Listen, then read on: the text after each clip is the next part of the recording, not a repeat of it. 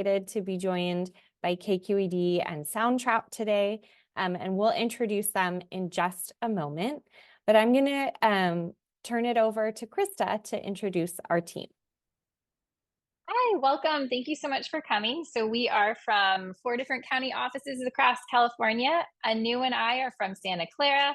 Sarah is from Shasta. Tani is from Sacramento. And Stephanie is from Santa Cruz. Okay, so our agenda today, similar to what we usually do, welcome and introductions. Then the main event, our wonderful speakers are going to be here sharing with us.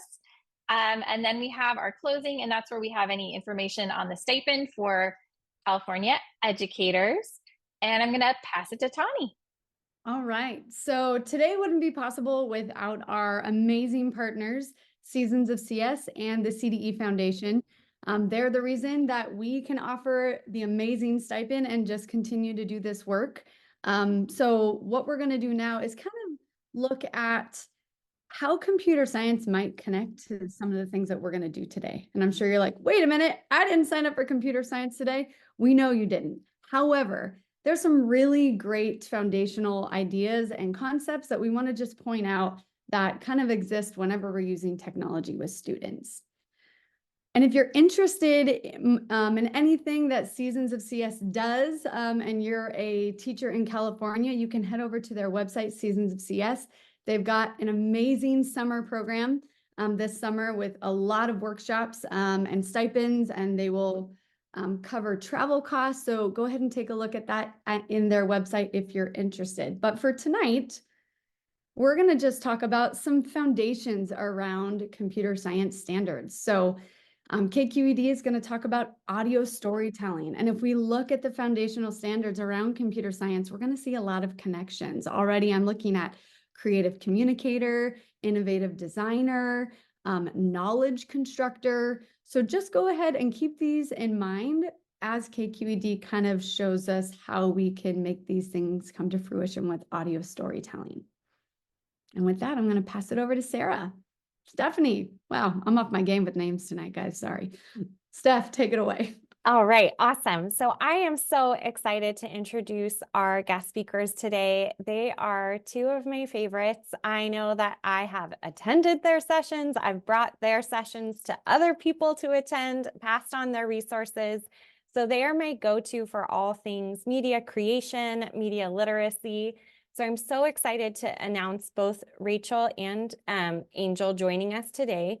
Rachel is KQED Education Senior Program Manager and is an experienced educator with over 15 years as a classroom teacher.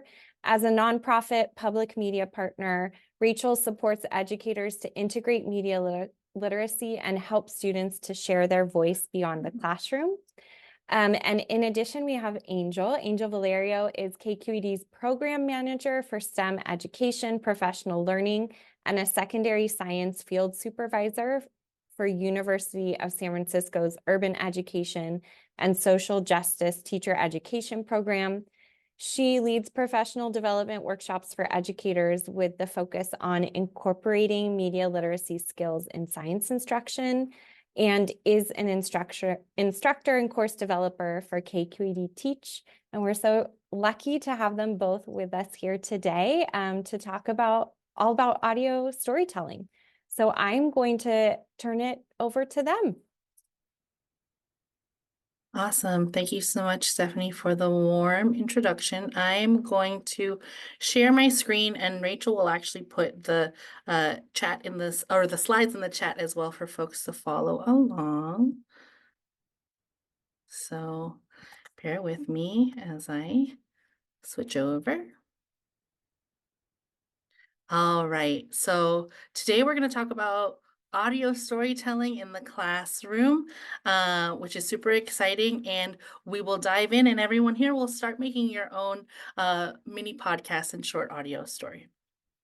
So Stephanie already gave our introduction. My name is Angel. I'm the STEM Education Program Manager here.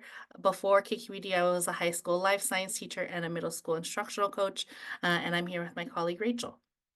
Hi, everyone. I'm Rachel. I'm so glad to be here. Before KQED, I was for many years a middle school humanities core teacher and grade level lead. I'm so happy and excited to lead us on with Angel audio storytelling adventure. So glad so many of you could make it. Yes, thank you so much for being here. Folks are here during spring break. Folks are here probably after a full day of teaching, and hopefully you find this session valuable and something that you can implement in your classroom. So we're going to start with a brief check-in. Would love for folks in the chat to share what your favorite podcast, song, audio story, musical piece is, just so we can ground ourselves in the content of today, which is audio. So you can put that in the chat. What is your favorite form of audio? All right, Violet, thanks for starting us off. Audiobooks, yes, love them. Podcasts. Wait, don't tell me. Love that show. Podcast. Harry Potter, soothing background music while working. I love the lo-fi beats as well. Lots of podcast lovers, audiobooks. Wow, great. Music while driving. So it seems like everyone is really familiar with podcasts, which is great, or audiobooks, right? So some sort of audio storytelling. And that is wonderful foundation to have as you are starting to think about creating your own audio story for today. So thanks so much for everyone who shared. So a brief introduction, if folks are not familiar with KQED, we are the public media station here in Northern California. We serve the Bay Area, and we actually extend all the way up to Sacramento as well. And we have a TV station and a radio station. We're both PBS and NPR member stations. And many folks know that, but folks might not know that we have an education department that's dedicated to providing media literacy resources for educators like you. And so if you have the slide deck open, and I know Rachel just put it one more time in the chat, this slide here has some buttons to some of the resources that we have. Today, we're going to talk about audio storytelling. And if you want to dive in deeper, we have a self-paced course here on KQED Teach. That's our platform for educators to get more professional learning around media literacy concepts. KQED Youth Media Challenge, we'll talk about that a little bit today as well. Those are a set of 3 different media projects that students can create, especially audio, if that's what the media type you're interested in, as well as a platform for them to publish. And like I said, we're PBS affiliated, and so we also support some of the PBS resources that are available. So you can click into those at your own time, but we'll talk about Teach and Youth Media Challenge a little bit more today. Ultimately, KQED, we are a public media organization, and our North Star goal is to elevate diverse youth voices. We have this with our platform for students to publish, as well as the opportunity to even elevate them further through broadcasting through our network and the PBS network as well. Our Youth Media Challenge is a set of 3 different projects where we invite secondary students to share their voice with an authentic national audience, right? So uplifting the diverse voices and perspectives of youth. And we're going to talk about each of the different projects within the challenge, but they're all standards aligned, ready to use curriculum, and they're all modifiable in both English and Spanish to support you and your students in media literacy. So we have 3 different projects. All of them are based in the 3 genres of writing. Our first project here is Call for Change. That is our commentary project where students think about any issue that they care about. It could be a local issue. It can be all the way up to a national and global issue, but they write a commentary about it where they do some of their own research, and they also bring in some of their personal experience to write that commentary. They can create a commentary with 3 different media types. Actually, all our projects can accept 3 different media types. So video, audio, or editorial cartoon. First person is our personal narrative. a youth media challenge project where students choose any personal experience or memory, something about their identity or their culture or their community that they write a personal narrative about and then create media about it. And then our final one is Show What You Know, which is our informational media project where students take information that they learn in your classroom. They can take information that they're curious about and they want to do more research about, and they create explainer media in order to educate and inform an audience about it. So those are our 3 projects, all of them, like I say, accept different media forms, but today we'll focus more on audio. And I haven't really been looking at the chat, but I see, yes, Gloria, love that students have voice and choice. Student empowerment is key, definitely. So all of our projects are open to all subject areas. Hello. They're open to all subject areas and basically can fit into any curriculum where students have the opportunity to choose the topic that they care about the most and uplift that in the media that they create. So for this workshop, we are going to explore the power of audio storytelling, and you are yourself going to put on your creator hat and start a short podcast while you explore all the parts of media production. So you are going to write a script, you are going to record a narration, you're going to add some sound effects, some music onto it as well. I see here, yeah, definitely these opportunities can happen in elementary school. In terms of our publishing on our platform, elementary students can't publish due to student privacy, but you definitely can make podcasts with your students or do some audio storytelling, and it's definitely modifiable. So why are we focusing in on audio today? Well, these are 3 reasons that we hold very deeply in the center of our pedagogy around audio projects. First, we know that in order to uplift student voice and to share, and for students to share about topics they care about, that fosters empathy. It will help build their civic voice, and it also allows them to be a little bit more creative than doing maybe a traditional project that they would do in your classroom. We also know that media projects and audio projects specifically can connect to real world issues and is connected to project-based learning, universal design for learning, right? So they're all connected to these frameworks that we know we consider good strategies for teaching. And then finally, student-centered audio projects also build both media and traditional literacies. So in the same way that we would say somebody is literate because they could both read and write, in media literacy, it's the same thing, right? We want to make sure that students are able to read media, so analyze media, evaluate the media that they're consuming, but also be able to write media, so create their own media and to share their own voices. And this is a quote we share often in our audio workshops. This is a quote from Nate Bowling. He was the high school social studies teacher in Washington State in 2016. And he said this via Twitter a few years ago.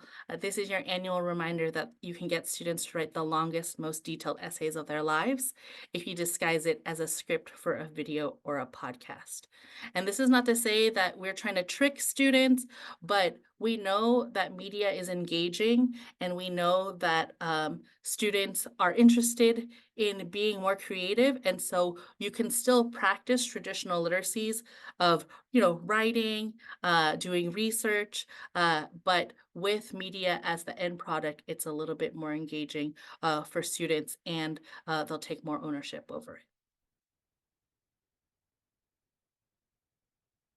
So I know there were folks in the chat asking if there were some examples of this. This is the time for you to actually listen to some examples. And we know that there are folks here from all across California, and you probably teach multiple different subject areas and particularly different grade levels. And so we tried to curate examples from a wide range of classrooms. And so we're going to take 5 minutes now for you to choose your own audio that fits best with what fits best with your teaching context. And so if you have these slides, for some reason, let me move my Zoom thing. This slide, I can't see the number of the slide, but thanks, Rachel, for putting it in there. So this is slide 10. We're going to put 5 minutes on the clock, and you are going to be able to choose which audio story or podcast fits the closest with your teaching context. And if you have enough time, you can listen to two. Most of them are around 2 minutes or 3 minutes, so you might be able to listen to one full one and maybe partially another one. If for whatever reason you can't access this slide deck, Rachel can put some of the links in the chat so you can click into it here. So I'm going to put the 5 minutes on the clock. And then folks can choose which audio best fits your teaching context. And after you listen, we would love for you to think about what were the strengths of the pieces that you listened to, especially with the medium of audio rather than another medium like writing or even video. What is the strength of the piece as an audio piece? So I'll put the 5 minutes on the clock, and then folks can dive in and start listening. And I already see some reflections in the chat, which is awesome, and keep them coming. So after listening to the pieces that you did, what were the strengths of these pieces as audio rather than another media type or another form like writing or video? So let's see what folks had to say. So lots of folks saying personifications, fabulous idea. It was fun hearing the student's voice. It gave each poem more meaning, right? So really listening and hearing their actual voice gives the pieces more strength. There are some personal connections that students bring in, which are inspiring. Students are speaking about things that are relevant to their daily lives. They're also citing evidence to be able to discuss with their audience, right? Just great job highlighting their actual voices, hearing their voices. They're relatable. The audio adds another level of emotional depth, right? You can hear the passion, you can hear the emotion in the pieces that you listen to. Some pieces had sound effects and music that really immerse you in the topic. Loved how it gave students voice and motivated them to share their learning in a way that was more dramatic. Yes, definitely, because you can hear the emotions, the tone, the mood of the pieces. They emphasize the parts of the writing that they're most passionate about. Yeah, definitely. Music set the tone for a celebration of a life lived. That's great. It was the student's own voice, the emphasis on words and their emotion. The music adds the extra layers. Yeah. So yeah, really the star of the show and on almost all of these is the actual student voice, because you're able to hear the pieces from their perspective, and it allows you to have more of a connection with these students. Great. And keep all these reflections coming. I love that everyone is relating to very similar things. True access and equity. You can hear the passion, their ability to present themselves. Wonderful. Thanks so much for sharing all of your reflections there. And you have these slides, and if you were not able to listen to some of the ones that folks were shouting out, you can listen to them even after. You have access to these slides. You can use them however you want, even after. And yeah, don't want to stop listening. Like once you start, you want to listen to all of them to get those ideas and to hear what the youth have to say. So thanks for sharing that. So, in thinking about how to make space for audio in your classroom, there are a few things that you can consider. We don't want media to feel like it's an extra thing that you are trying to do in your classroom. We want it to feel authentic and fit in organically with what you're already doing. So, you want to think about maybe what are some projects and activities that you already do in your curriculum that are writing centered that then you can transform into an audio piece. So, are there personal narratives or essays that students are already writing? Do they already write some poetry? Are they doing their own research and gathering evidence to maybe give an oral presentation or create an explainer? Right? All of these things you probably do in your classroom where students are writing and they're researching, and you can transform these into audio stories and podcasts. So you don't need to create a whole new podcasting unit. You can think about the projects that you already do and transform them that way. You can also think about how is audio authentically used in the real world in your subject area. So you can think about audio exhibit guides. You can think about how to or explainer podcasts. You can think about how sound design and music works. If you are in a history field, you can think about oral history or ethnography, audio field notes or data collection, right? There are multiple ways where audio is authentically used, and you can incorporate that into your classroom. Oops, where did my screen go? There you go. And if you have any questions, keep them coming. I still see that folks are asking them, and the chat is flowing. So Rachel will help field those if you have any questions about those. Because I see some about, do we have time? Yeah, not my students are not yet writing it. This will allow them to have more expression. Great, great, great, great. So yeah, keep some questions coming. We'll field them as they come. So here are some project ideas and peer models. I'm going to go through this pretty fast. Like I said, you have the slides available to you. So if there's a project that really is speaking to you, you think that it aligns in your classroom, definitely keep on to these slides so you can see some of these models. So earlier I had mentioned we have 3 Youth Media Challenge projects. This first one, first person, what students do is they choose a personal topic, such as a life-changing moment or a learning experience. They write a personal narrative and they create an audio essay about it. So you might have listened to that already. We had some examples earlier. Every project has a teacher toolkit with the curriculum as well as many student-facing resources. So we have a project checklist, we have some slide decks. Everything, like I said, is in English or in Spanish.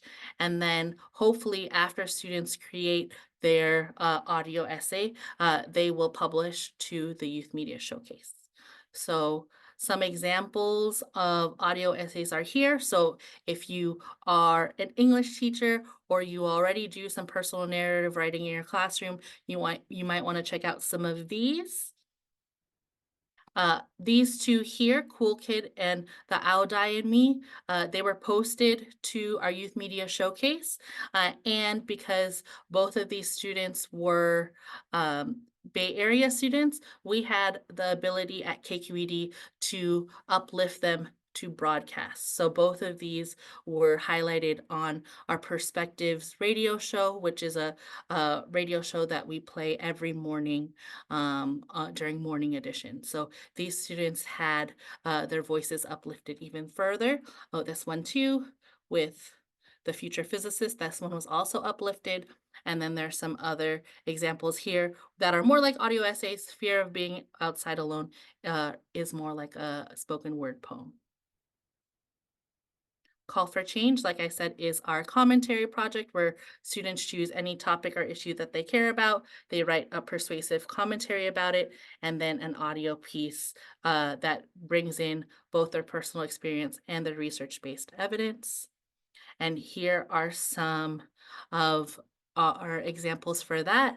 So commentary is great if you are thinking about civic action in your classroom. It is also a wonderful project if you're thinking about what do you want to do for the election season. How can you have students think about issues they care about and then create maybe a commentary audio about them. So all of these topics range from things that are local to more global. So some students might be thinking about their own personal experience with mental health as an athlete, to some local issues around homelessness, to some global issues around climate change, biodiversity, and staying gay. So these are some examples that you can listen to on your own, but if this is something that calls to you, definitely check this out.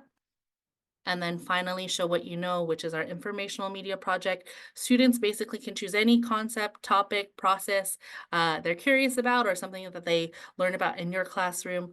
They might research it or summarize what they've learned to be able to create a podcast about it. And just like the others, there's a toolkit and there's checklists. And then here are some examples that some students have done. So a quest for a 1,000 paper cranes talks about the history of paper cranes, 22 years on, remembering 9/11. This has an interview with somebody, talking to somebody about 9/11. And then the Millennium Tower is more like a journalism piece where they're reporting out about the Millennium Tower here in San Francisco. So I went through that really, really fast. Hopefully, just listening and hearing about some of our projects sparked some inspiration. Want to just pause real quick now before we start creating and see if there are any ideas or share your thinking around how you can see an audio project fitting into your classroom or learning context. Awesome. So climate change unit in biology class, each senior student to describe what they've learned. So I love that. So as a reflective audio piece or audio essay. Many of these seem geared towards older students. I hear that, Candice, but all of these are also adaptable down to elementary. And we do have some elementary examples on slide 10. Literature circle projects, kids doing narrations as a book club project. Awesome, love that. Podcast about the novel they're reading. Book projects, great. Digital citizenship. Soundtrack of my life, I really love that. One song for each year of their life, highlighting memories and moments. That's a wonderful personal narrative podcast. Working on the solar system, debating math strategies. All of these are great. Thanks so much for sharing and keep on doing that.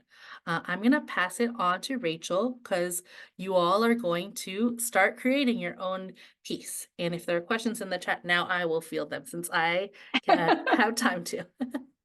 It's been so great to see so much activity and engagement in the chat. Please keep it up. Love the resource sharing. We are absolutely not the only experts here. All of you are experts in your students and in creative communication. So these are just options to explore and jump into. So we are going to do that. We're going to jump in and create our own mini podcasts. The reason that we do that, we saw the power earlier of peer examples. And how they can we love to use them with students to inspire their learning and have them connect with youth from various levels of experience and regions and places. But teacher models are also a really important part of the creation process.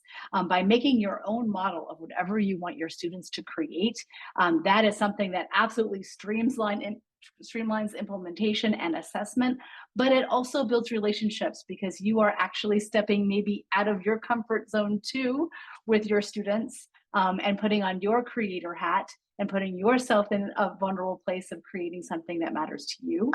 So that really is a great way to build relationships. So we, in the spirit of teacher models and in the spirit of inspiring you to create your own project, we are going to jump in. So I'm not even going to tell you what a podcast is because all of you already know, and a lot of you are big fans. But sometimes podcasts, we think about it as like, oh, I have to be the next Ira Glass or Terry Gross or someone from NPR to really be a podcaster. And that's not true. Podcasting is simply narration and soundscape. And a lot of you heard in the youth examples we heard earlier, how students use things like sound effects and music to really bring their piece to life. And that kind of stuff is accessible to us now in the digital age. We used to, as Orson Welles is showing us in this black and white picture on the screen, need a whole orchestra and sound effects and actors to make an audio story. And now we have the tools to do that ourselves. So let's use them. All audio software does the same thing. It allows you to upload or often record audio directly into the tool. It allows you to edit sound files, add music, layer tracks, adjust the volume, and add effects to put an audio piece together. So we are going to demo with Soundtrap today and give you access to that. But all audio tools do exactly the same thing pretty much. And we are tool agnostic here at KQED. The reason that we demo on Soundtrap is that it's web-based, so it is available on Chromebooks. So many people have Chromebooks, but any tool will do, and you should feel free to use the audio tool that you prefer. So we're going to jump in and make a mini podcast. We have some prompts to get you started, but you are adult learners, so you surely can have free choice in your topic. But these are some things we want you to spend some time writing, not a lot, right? So the prompts are designed to get you writing just a little bit so that we can spend most of our time in creation. So 3 things about yourself, just introduce yourself, really easy. Or maybe you're thinking about the election, maybe you're thinking about issues, maybe you're drawn to the commentary challenge. Maybe you want to think about an issue that you care about and explain what you want to change about it. A fun fact about yourself or a fun fact that you teach. We all have those lessons where like, oh, I get to tell the kids this today. Or something about yourself or your identity. So the point of mini podcasts and these prompts is to make your writing shorter so your creation time is longer. Angel and I always demo and make a model ourselves to practice what we preach and to also help you understand kind of the scale that we're looking at here. So I did a call for change example mini podcast, and Angel did an example of one thing that she really likes about her life. I'm going to play my podcast and kind of you'll see what we mean by mini. This is mine.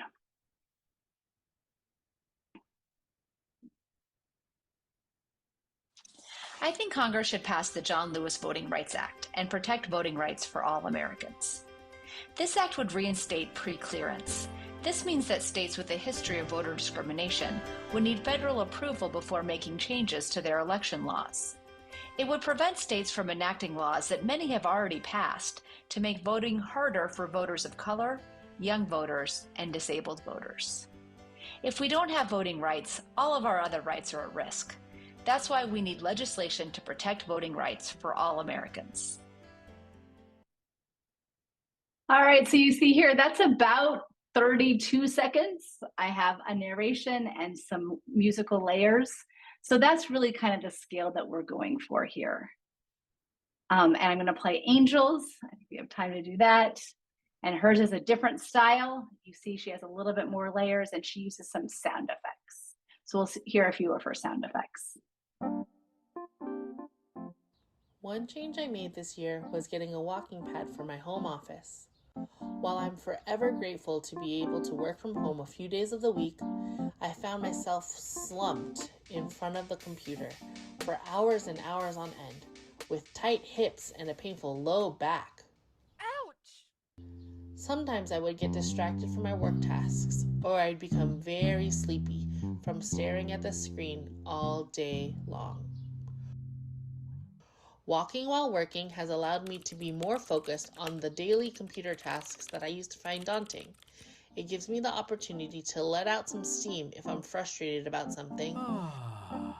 It has relieved my body aches and allowed me to practice my model catwalk. Yes, queen!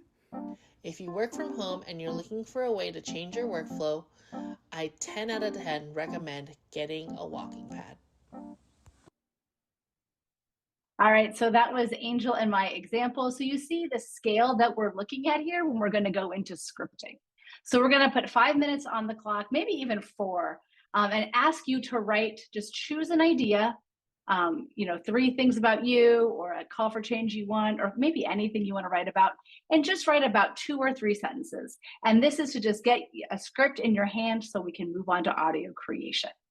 So right now, you're going to open a new doc or grab a pencil and a piece of paper and just spend the next, 3.5 minutes writing your script. And if you are tired and it is the end of the day and you're stuck, please feel free to use the story frame on the screen. There's no need to strain yourself with the script because we're going to jump into production next. About 20 seconds left. Wherever you are is where you need to be. Finish up that sentence that you're writing. Even the pros, especially the pros at NPR or your favorite podcast, everyone scripts. It's part of the process of communicating clearly. All righty. So we are going to begin to record and people are ready to go.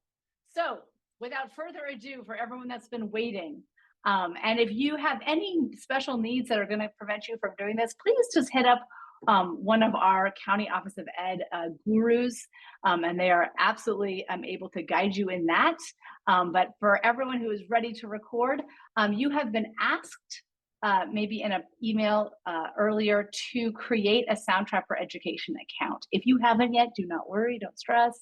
Angel's going to put a link to Soundtrap Education in the chat. What we'd like you to do right now, if you are interested in using Soundtrap for your audio piece, if you already have an audio tool you love, please use that. Please do not feel like you have to do Soundtrap.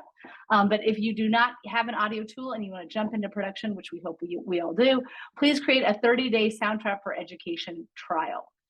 You will be invited at the end to convert that trial into access for you and your students for the whole rest of the school year if you choose. And if you do not choose, it's okay. That trial will expire with no muss, no fuss. So go ahead and do that if you have not already done it. And if you have already created an account because you have done your homework, yay, go ahead and sign into your Soundtrap account. I am going to demo a few things around audio storytelling, but I'm not going to go overboard because really what you need to do is jump in, have no fear, and start experimenting. But I'm going to tell you how to record your script into the tool, how to do some editing, how to add and layer those sound and musical tracks. Someone asked in the chat, are we going to have music on our computer? No. It's all built in. And then how to share. So I'm going to go over to Soundtrap now, and folks hopefully are creating their accounts. Sometimes it takes a minute to do that, but just do your best. If your district for some reason already has access to Soundtrap, you can enter through your LMS. But if you don't, you're just creating a free 30-day classroom account on the tool. And you'll get to a screen that looks like this eventually. And the way that you start a new project in Soundtrap is that you enter the studio. That is the fancy way of saying start a new project. So you're going to do that. And then you are going to do a podcast because that is what we're doing. And then you have your screen here. And yes, if you are LEOSD, you definitely have access. So you have your screen here. And the first thing you're going to do is record your narration because that is what you're going to layer all your other sounds sort of below. So you're going to add a new track and it's going to be a voice track. You can add a new track on the left here. You can add a new track in the center here. You're going to add a new track. And you're going to add a voice and mic track. And then this little widget is going to pop up and you can see right here, I am talking and it is picking up my voice, but it is not recording until I hit start record. Don't mess with anything else up here. Just start record. Well, hello, I'm here doing a Soundtrap demo. So I've stopped the recording and now I'm going to do something that is going to confuse people. To exit out of this recording widget, there's a very subtle X up here in the upper left-hand corner. Just hit that and you'll exit the widget. So now I have my narration track. Yours will be longer. So I can just listen back. Well, hello, I'm here doing a Soundtrap demo. All right, that is my, and so you can be like, oh my gosh, my voice recorded, eek, eek, eek. And then once you get over that, you have your narration done. If you want to layer some sound underneath your narration, you're just gonna pop over here to where there's a musical note, and it opens the loop library on Soundtrap, which is absolutely full of every sound probably that you would want. There are sound effects that open right away, and there are music, beats, synthesis, hip hop, guitar, pop, any type of music. This can be a rabbit hole. So you'll want to time box it for students and perhaps yourself. But say I want to have some happy music. I usually sort by mood, actually. I get a lot of choices, and maybe I can narrow it down by pop and maybe guitar. Here we go. I love it. So I like that sound. I'm going to double click it, and it's just going to come into my timeline. So now I'm going to tell you how to cut and align all your music to fit your narration. So this musical track, remember, I just pressed the musical note button on the right of the screen to get all the loop library. This musical track is longer than my narration. I want to cut it. So I'm going to place my playhead, which is like a cursor on the musical track. I'm going to select the musical track, and I'm going to go edit, split region. And what that does, harkening back to the days of analog tape that people actually cut, is it cuts it. And so I just have to highlight it and delete it. All right. Now, say I wanted to cut out part of my voice because I started kind of awkwardly. Well, what am I even doing, right? So I can cut my narration track too. I'm going to mute this track by pushing the mute button, and then I'm going to highlight this track. I'm going to go edit, split region. I'm going to split out my weird introduction. I'm going to move this back over, and I'm going to put it all together. Hello, I'm here doing a Soundtrap demo. All right, and now my music's a little longer, but I kind of like that effect. So I'm going to maybe lower the volume of my musical track. You'll see over here, each track has its separate volume control. You're going to play around with the volume a little bit. Maybe I want to fade in and fade out. So I'm going to grab these tiny little circles here. I'm going to pull them across to fade out. I can also pull them across to fade in. Right, I'm just going to experiment because so much about media making is about experimenting with the volume. Let me play it again. Hello, I'm here doing a Soundtrap demo. Oh, yeah, that's a nice effect. I really like that, right? And so what I did first was I recorded, then I went over to the loop library, found some music or sound effects. I laid them all out on the timeline. I made the cuts I needed to make, and then I put it all together and just listened to it and experimented. You might have noticed that you can move things around the timeline by just clicking on them and dragging them around the timeline. So that's nice to know. And there's lots of other things that you can do. So let me show you just really quickly again. This is something that folks have a hard time with. If you want to add music, just click on these musical notes right here on the right. It opens the loop library, and then you can spend a lot of time searching for various beats, tunes, sounds, all sorts of things.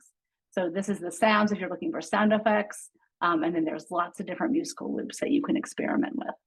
If I'm done and I'm happy with it, what I'm going to do is I'm going to save it and title it. And then if I want to share it, which we hope that you choose to share what you have created in the next couple minutes, I'm going to save it and then exit here. And oh my goodness. And then I'm going to go to my project studio space, and I'm going to click on these three dots, and I'm going to share a copy. And then I'm going to agree, and then I'm going to create a copy and then share that link if I wanted to share it. In the studio, you saw probably a share button that was like, do you want to share this? And this share right here, as you can see on the screen, is to collaborate on the actual piece itself. But you don't want to necessarily collaborate with folks here. You want to share, so you'll exit. And then when you want to share, you'll share that way. You can also download it and as an MP3 and add it to Google Drive or do whatever you want with it. All right, so I went over that very quickly, but that's intentional because now comes the time when you need to challenge yourself to jump in and communicate creatively. So the good thing is we have your back. We have lots of help slides. So on slide 29, there's everything that I did, and you're just going to work through this checklist. You're going to get as far as you personally can. If you just record your narration, great. That's great. You're where you need to be. If you want to edit it, great. If you don't need to edit it because it's so short, probably. Add a track of music, do that next, great. Adjust the music, great. And then share it on our share doc. If you get stuck, because I went over that really quickly, you can put the slides in presentation mode and just click help. And it'll take you through every step and then go back to the checklist. And then at every point, we have your back. So there's lots of help slides that you can use to reference. You can also give them to your students when the time comes and they can reference them. So now we're going to jump in and start creating. So your task right now, everyone, we have, let's see, what time is it? We have, we have 15 minutes that we're going to give you to get as far as you can on this checklist. You might think, how can I get anywhere in 15 minutes? You will be surprised. So I'm putting 15 minutes on the timer. And what you need to do now is jump into Soundtrap and get working on this checklist. If you need any help, please do not unmute, but please DM Angel and me in the chat or use the help slides. Happy audio storytelling. All right, folks, I am sorry if I'm interrupting anyone's recording, but as you know, you'll be able to do this on your own. We just wanted to give you this time in this playground space to really jump in and play. And some folks are figuring it out, and some folks have finished recording, and everyone is exactly where they need to be. So there's no need to worry. It's sometimes difficult. It just depends on your setup, and we never know exactly what setup you have. That it's hard to both be on the Zoom and record. And so we'll figure it out, and it's all good. So I'm just going to pop over to the share doc and just really celebrate. Yeah, I love the emojis in here. And folks adding their pieces. Really want to just celebrate this. That's happening. If you're in the share doc, stay in the share doc. But we would absolutely love to play about, one or two people's. So if you are willing to share your piece, the reason it's in the share doc is so I can share it. Please pop that in the chat if you are willing to share your piece. And I absolutely understand if you are not in a situation where you can easily record, make an audio recording. Everyone is in a different situation. So don't worry. You have the tools now that you need. You have the resources, and you'll be able to find a place to record and share on this doc, which will remain open. So it's no worries. There's no need to worry about it. Folks have been trying, jumping in, and learning. So that's all that matters. Megan has volunteered to share. Megan, would you like to unmute and put this in context, or can we just play it? Sure. Hi, sorry. Hi, go ahead. Hi. So disclaimer, I've tried this before, but not like a lot of times. So like the button clicking became more familiar. So people that are like, feeling frustrated or whatever, like it gets easier. So yeah. But I haven't done a lot. So yeah, anyway. Awesome. This is a supportive group. We're so glad that you're sharing, and let's hear your piece. Believe it or not, I am learning to play hockey. I'm a mom with a 10-year-old hockey player, and this year I decided I wanted to try to play hockey too. I had some motivation from another hockey mom, and I believe it's more fun to learn with a friend. Our goal was to play in the parent-kid hockey game, and guess what? We did it. I haven't scored any goals yet, but I sure am having fun learning to skate and being active in a new way. Amazing. Please continue to drop your appreciations of Megan's piece in the chat. Thank you so much for sharing that journey with us. That is amazing. Oh my gosh, so impressive.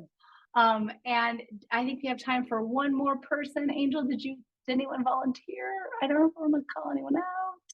Megan, I hope you're feeling the love in the chats. Yeah, Tawny said that we Oh, can share Tawny. hers. Okay, great. Yeah. All right, Tawny, unmute and put it in context, or I can just play it. I love reading. And then you Yay, can me too. All right, with that, let's play. Lone wolf in the headlights when you get what you want. I love reading, like in a way that might be considered obsessive. Not here to hunt, so what are you running from? I need reading in my life like a bee needs a flower or a wolf needs the You moon. run and you run and you run, something doesn't feel right, but If I have a silent spare moment, I grab my Kindle and dive into the worlds beyond my everyday reality. And while the joy that comes with this escape is a huge motivator to keep me reading, there are a few other reasons that I read. here to hunt, so what are you running from? First, studies show that people who regularly read have lower stress levels. Second, because reading is something that actively engages your brain, it not only develops more synapse connections, but it also tires out your brain, making it a much better alternative way to wind down for bed than watching TV or scrolling on TikTok. Finally, research also shows that people who read are more empathetic, meaning it's easier for us dragon-riding, wand-wielding, stargazing readers to make connections with others. So there you have it. Reading is more than my hobby, it's my way of life. Interested in trying? Here to hunt, so what are you running from? Oh my gosh. So people are losing their minds, Tawny, and I hope you're seeing that in the chat. I was among the people losing my mind. So yay, this is amazing. We're out of time and this always happens, but the share doc is open. Everyone has access to it. We would love for you to add your piece. And because we all have access to it, we can all listen to everyone else's pieces and be inspired. So while we're closing, please think about either the process or the potential of audio storytelling in your classroom context, or any questions you have, and drop them in the chat. This is a very important step that we are glad to troubleshoot, so no panic. If you have created a free 30-day trial classroom account, you need to be logged into that account. Once you are logged into that account, you're going to open a new tab. You're going to go to the subscription claim page and you're going to type in KQED. Don't put a U in KQED. It does not have a U. That's a common mistake. And then you're going to hit enter. Sometimes it might say it doesn't work. If it does, if it says that, let us know. We can troubleshoot from you. But what it should do is then you go back to your classroom account and refresh. And lo and behold, it goes from 30 days to however many days are left before June 30th, 2024. If your district already has access to Soundtrap, you will not be able to claim this code because you already have access. So that's something to check out too if the claim isn't working for you. If you're interested in publishing the Youth Media Showcase, we hope you do. Submissions are open all year long. There are no due dates. They accept through the school year. We have this handy slide with everything you need to know to get your students to publish. If your students are middle and high school, we really hope they do. And there are all sorts of reasons to publish, even if you have younger students. Here are some great reasons to do that. And Angel and I are always doing stuff. So tomorrow, if you want a wee video workshop, we're here. We also have a call for change with a national writing project coming up, which will be audio storytelling plus commentary. It'll be really fun, and we have lots of stuff. We are real people. You know us now. We hope you email us because we are here to answer your questions. Our number one job is to serve you as educators. And so we hope that you reach out, stay in touch, and connect with us as soon as you can. Okay, back to you. All right, awesome. I think we're going to skip the Q&A part, but like Rachel and Angel said, they're real humans. You can email them and they're still on the Zoom right now. So if you have questions, you can put them in the chat. They're still checking for questions and we'll answer them as we continue. We know that there were so many amazing resources that were shared in the chat throughout the session. Rachel and Angel have done a great job of linking them in the EdTech Playground slides. You also have their slides, and don't worry, we'll send it all out via email after the session, so you don't have to go combing back through the chat to find the things that we'll share. were shared, we will collect and share them for you. So we are going to now start our closing. So with that, I'm going to pass it over to Tawny. All right. Thanks so much, Steph. And again, guys, that was so much fun. Thanks everyone for sharing and just, the chat love. It's like, kind of feels like, some social media love almost. It's great. So, we started our EdTech Playground saying that there's some great connections between computer science standards and then what we did today. And so before we kind of go into our final pieces of closing and we talk about the stipend, so if you're interested, California educators, stay on after this. But Anu is going to walk us through some of those computer science connections that we can make today. So Anu, over to you. Okay, hi. So I'm going to quickly highlight some ways you'll be integrating computer science standards while creating podcasts. And number one is collaborating around computing. So you saw how students use computing devices to create podcasts, which gave them opportunity to work collaboratively and become effective communicators.